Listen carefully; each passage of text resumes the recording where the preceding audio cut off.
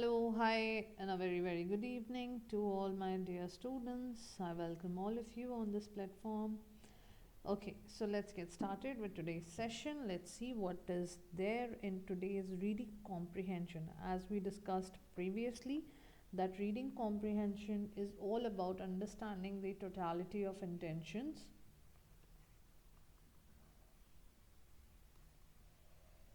Reading comprehension is all about understanding the totality of intentions. Whoever has written that particular piece of paragraph, piece of writing, and etc. Right? Okay. So to begin with, let's get started. So in today's session, we are going to solve another passage. Now we'll pay utmost attention to each and every word written here, and very conceptually, with a lot of clarity and understanding, we'll be solving this question. Okay, so let's read the passage first. The passage says, the search for an explanation of the historically weak status of US third party movements is illuminated by examining the conditions that have favored the growth of a strong two party system. Okay, so here the pointers are US third party movements. Okay, US third party movements illuminated by examining the conditions that have favored the growth of a strong two party system. Okay, different interests and voting blocks predominate in different regions, creating a geographically fragmented electorate. The heterogeneity is complemented by a federal political structure that forces the major parties to find voter support at state and local levels in separate regions. For example, the Democratic Party long sought and drew support simultaneously from northern black urban voters and from segregationists. Such pressures encourage the major parties to avoid political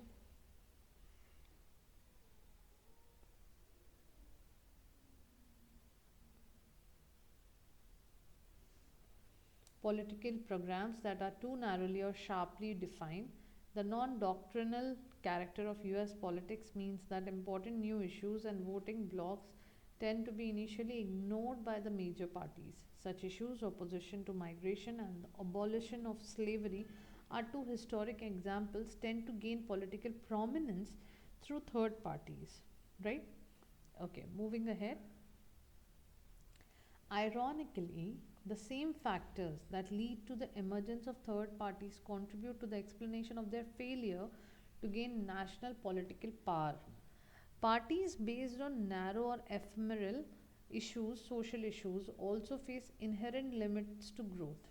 Long before a third party can begin to broaden substantially its base of voter support, the major parties are able to move to attract the minority of voters that it represents.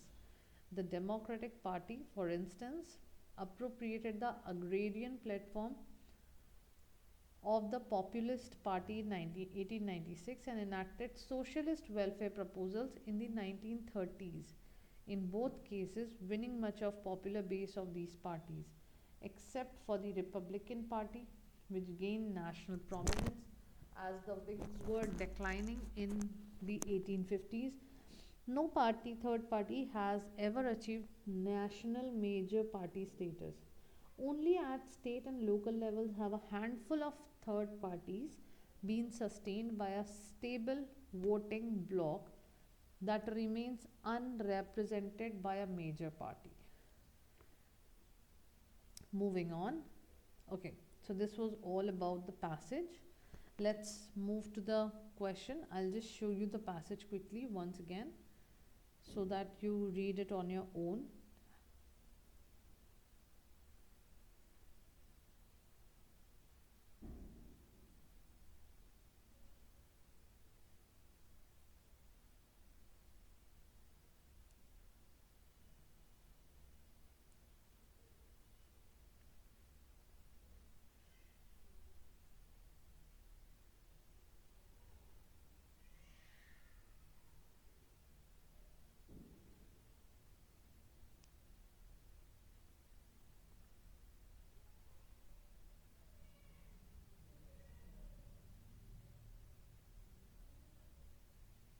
Okay, showing you another slide.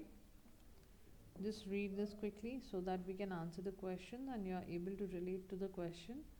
Reading on your own is important because it will give you a different perspective, like almost on same grounds, but a different way of understanding the paragraph.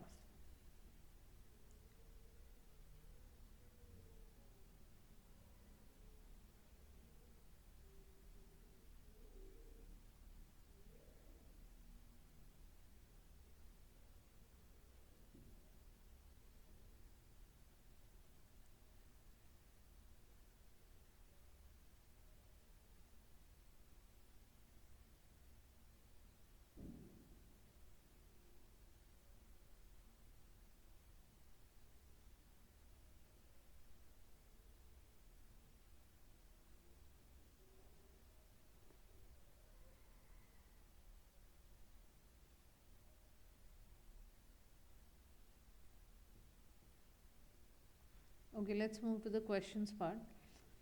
The main the question says the main crux of this passage is to show that US politics has traditionally left ideology in character, give an idea why most US third party movements have failed to gain major party status, to tell structurally why certain US third party movements succeeded have succeeded while others have failed. And the next one says examine the appeal of US national third parties to the electorate at state and local levels. Okay, so here the main crux of the passage is what? The main crux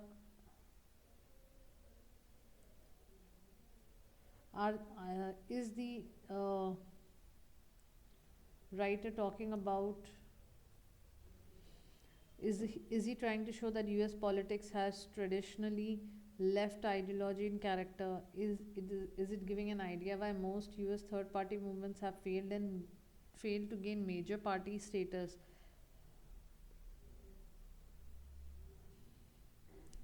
The main crux of this passage is to tell structurally why certain US third party movements have succeeded while others have failed, or to examine the appeal of US national third parties to electorate at state and local level.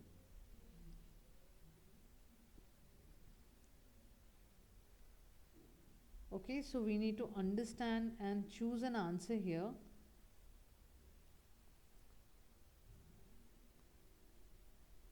So let's quickly refer. So whenever the crux is asked, okay, whenever the crux is asked, we have to understand like what is being asked here. See, in the very beginning it was written, the search for an explanation of the historically weak state of US third party movements is illuminated by examining certain conditions, right? So here the answer to according to this will be that it gives an idea or to tell structurally why certain third party movements are successful while others have failed, or examine the appeal of US third parties to the electorate at local level and national level. Or are we talking about the left ideology? Definitely we are not basically talking about the left ideology. Instead we are more focusing more appropriately on the idea that why most third parties have failed to gain major party status, right? So option number B might seems to be correct here and suits the passage. Now another question to this is, according to the author, the major factor responsible for the establishment of Republican Party as a major national party was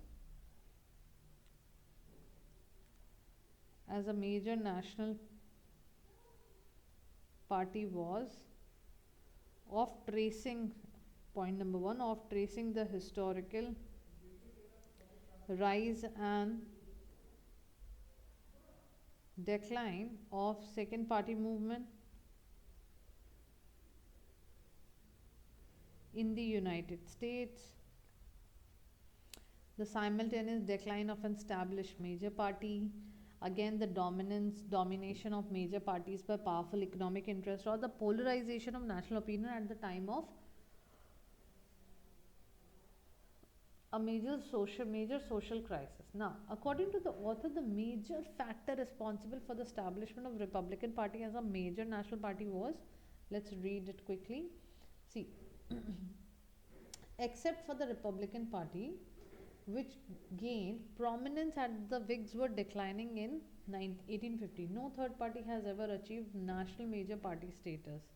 Only at state and local levels have a handful of third parties sustained by a stable voting bloc that remains unrepresented by a major party. So, uh, what are we able to conclude from here? We are able to conclude from here that the Republican Party, the establishment Republican Party as a major national party uh,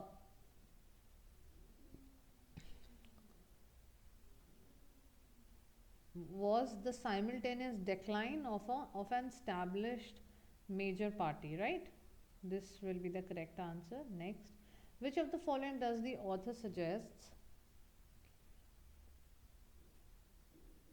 Which of the following does the author suggest was a major factor for the rise of third parties in the United States?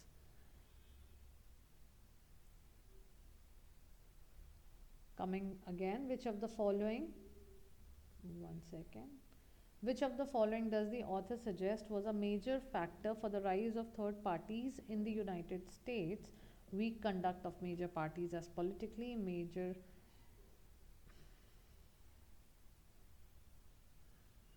major parties were unable to get consensus from majority of people. Slow response of major parties to new issues and voting groups. Major parties didn't pay any hard to minorities and immigrants in US politics. Okay, moving to the passage again. Let's see what is basically the factor behind this. Was a major factor for the rise of third parties in the United States. Now, the biggest reason, ironically, the same factors that led to the emergence of third parties contribute to the explanation of their failures to gain national political power. So, somewhat that's the second part, which we have already answered in the in that question. Now, two historical examples tend to gain political prominence through third parties. First thing, the non-doctrinal character of US politics means the important new issues and voting blocks tend to initially ignored by the major parties. So basically the things were ignored here, right? So major parties were unable to get okay, slow response of major parties to new issues and voting groups. This seems to be the correct answer here. Now, moving to the next passage. Next passage says,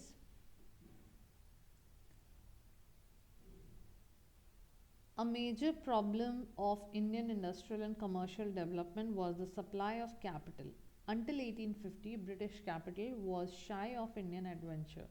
The risks and unknown factors were too great and prospects in other directions too bright. Okay,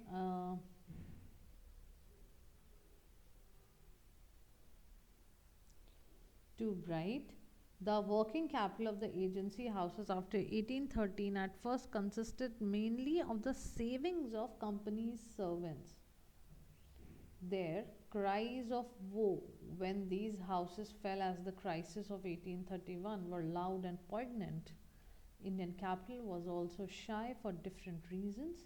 It indeed it needed to acquire confidence in new regime and outside the presidency towns to acquire the habit of investment. Investment for large scale production for enabling works like railway was an unfamiliar and suspected practice.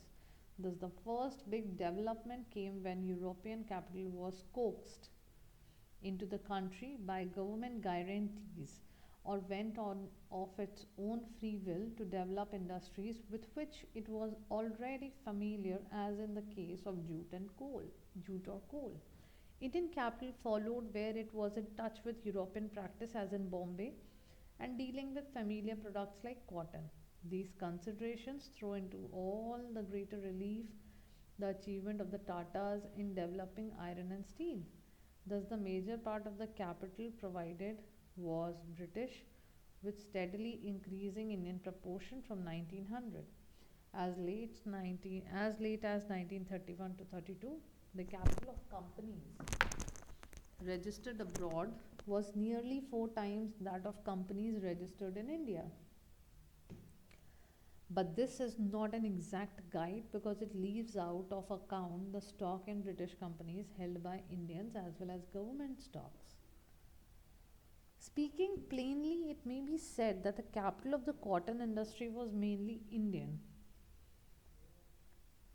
The capital of the cotton industry was mainly Indian. That of the iron and steel industry is entirely so.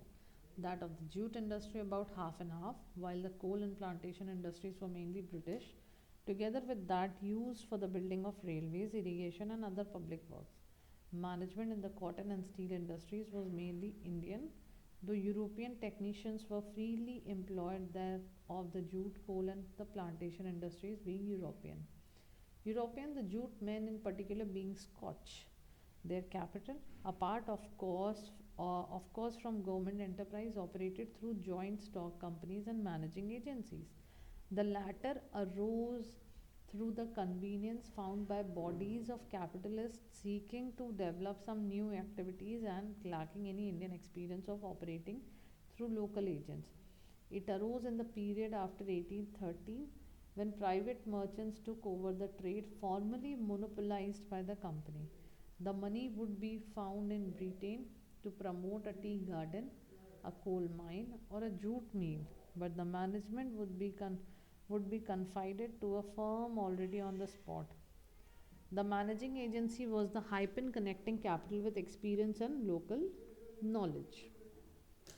Until 1914, the policy the policy of the government continued in the main to be one of enabling private capital and enterprise to develop the country.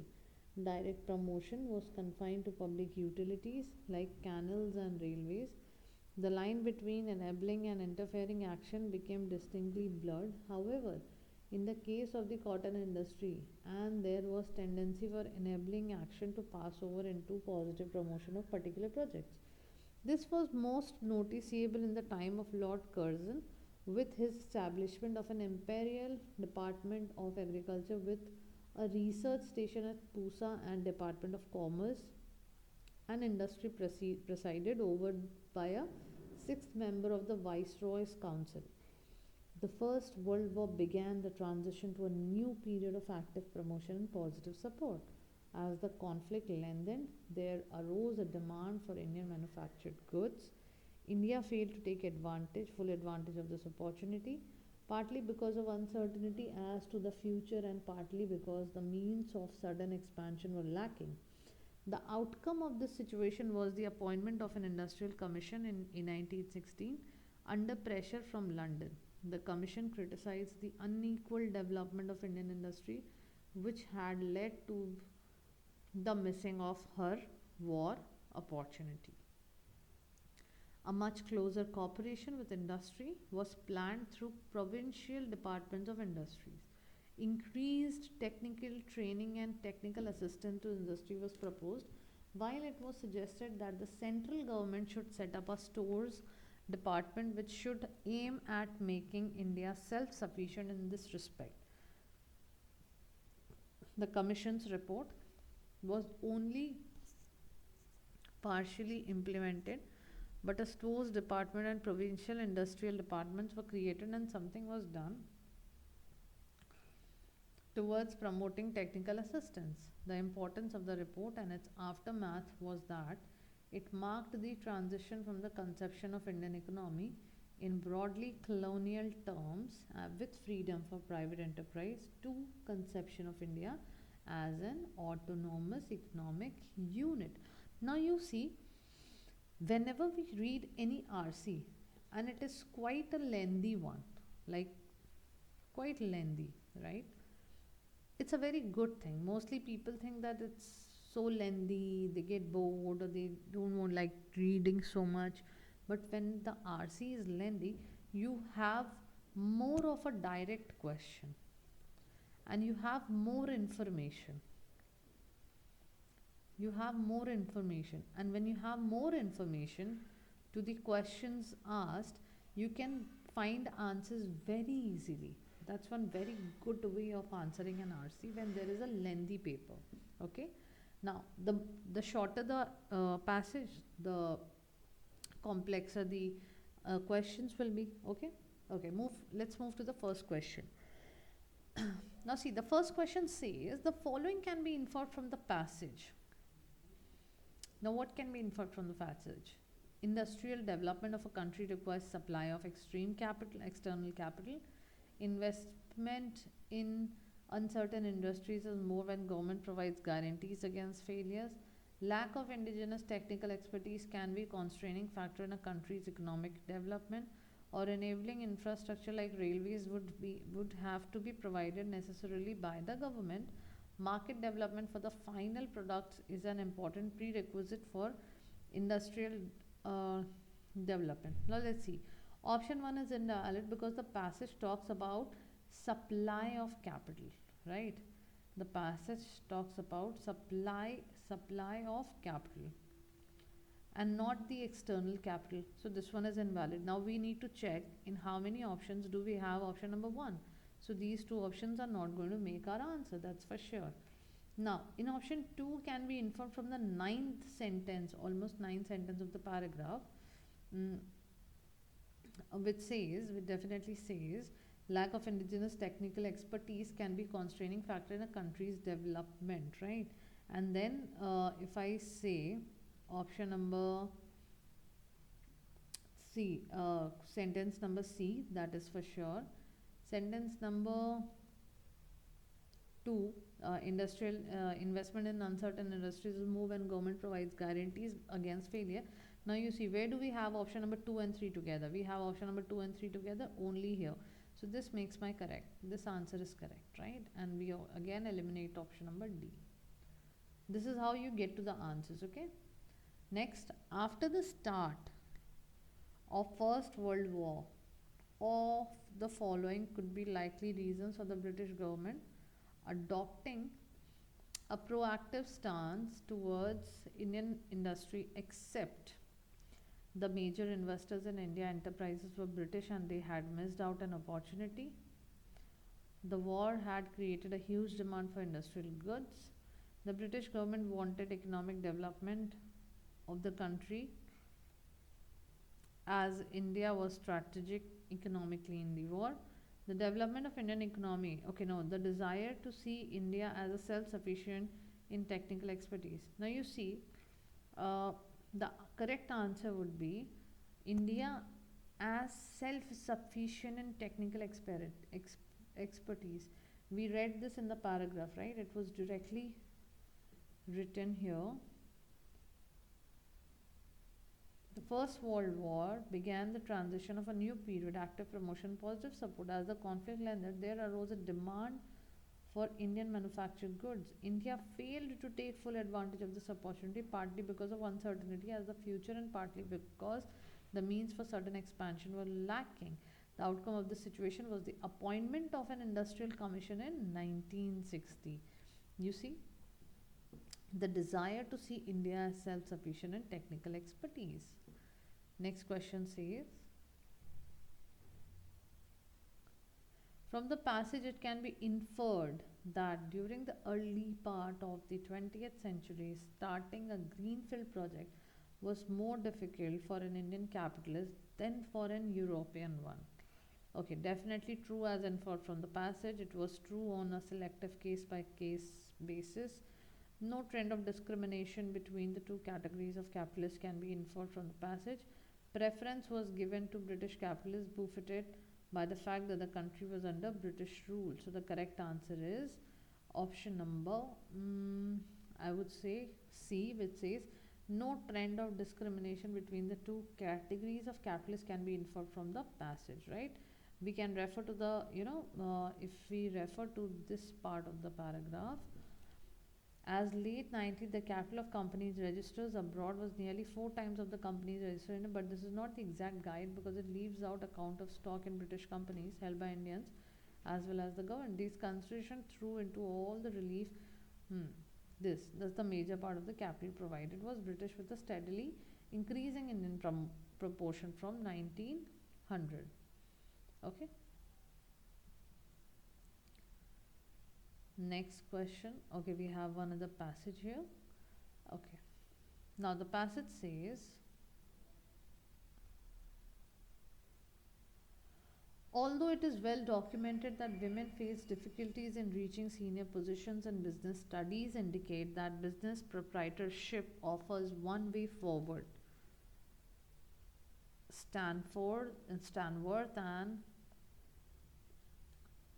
Stanworth and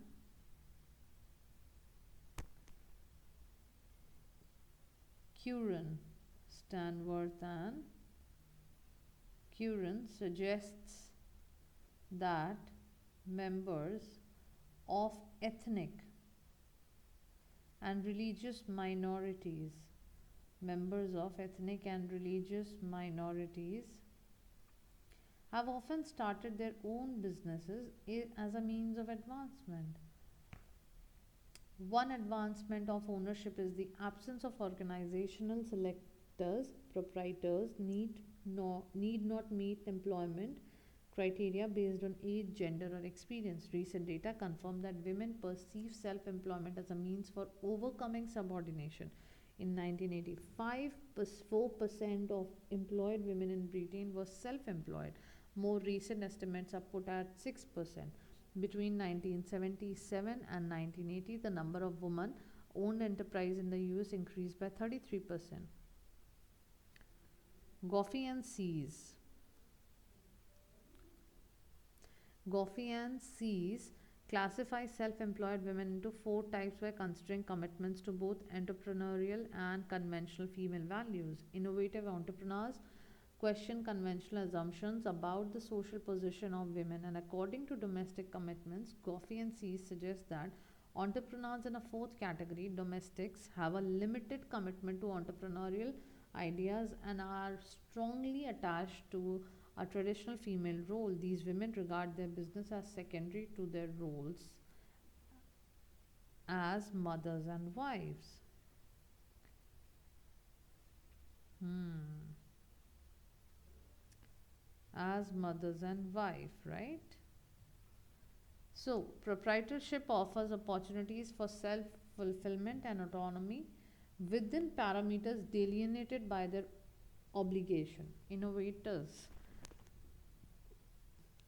Innovators seek business ownership because of their inability to fulfill ambitions within more common career structures. Work is a central interest and is much more important than conventional female roles.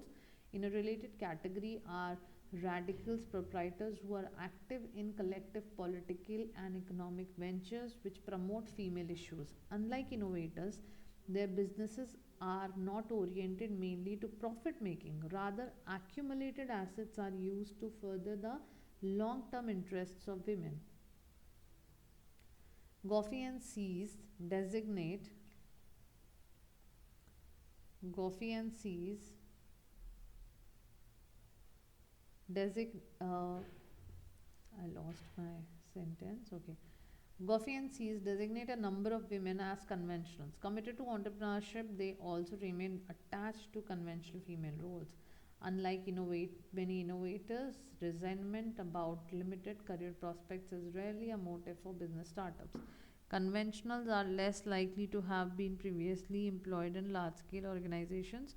Before starting their business, more were secondary workers who moved in and out of the labor market depending upon employment prospects. Okay. Okay, we have some questions here. The question says, in the passage, which of the following type of female entrepreneur is not being discussed?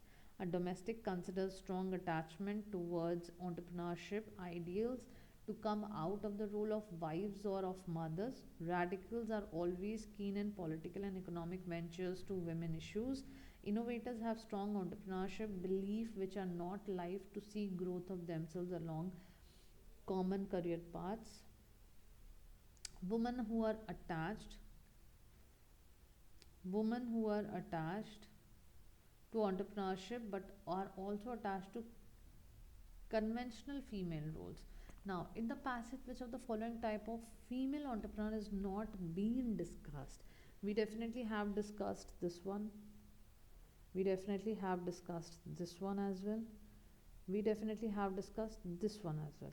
What we didn't discuss is women who are attached to entrepreneurship but are also attached to female roles. But I think common career paths. We haven't discussed common career paths, right?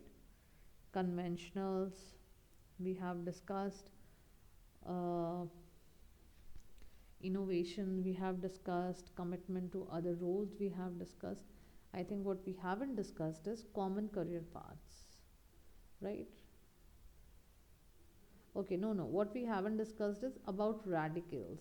Radicals are always keen in political and economic ventures to women issues. Okay. Which of the following summarizes the whole passage? Radicals direct themselves mainly towards profit making goals, innovators do not. Women entrepreneurs in their mothers' motives and objectives do not differ significantly from the male counterparts. Entrepreneurship is increasingly seen by women as providing access to formerly unavailable economic opportunities. Conventional have entrepreneurial values shaped by past job related experience. Entrepreneurship is increasingly seen by women as providing access to formerly unavailable economic opportunities. Moving ahead, which amongst them can be the best suitable title? Self employed women, entrepreneurship, housewife versus working as men, women of different kinds. I think entrepreneurship will be the suitable title, or self employed women, maybe. So let's begin with the sentence where we see, mostly we see the word entrepreneurship or the proprietorship is mentioned here. The records are also based on that, and even when we end the sentence we see before starting their business. So we are mostly talking about their business, women's business, secondary workers. So the correct answer would be entrepreneurship. Okay, so this was all about today's session, and I think you enjoyed solving these questions. I'll be coming up with some more questions like these so that your reading comprehension is complete and up to date. So see you guys in the next class. I hope you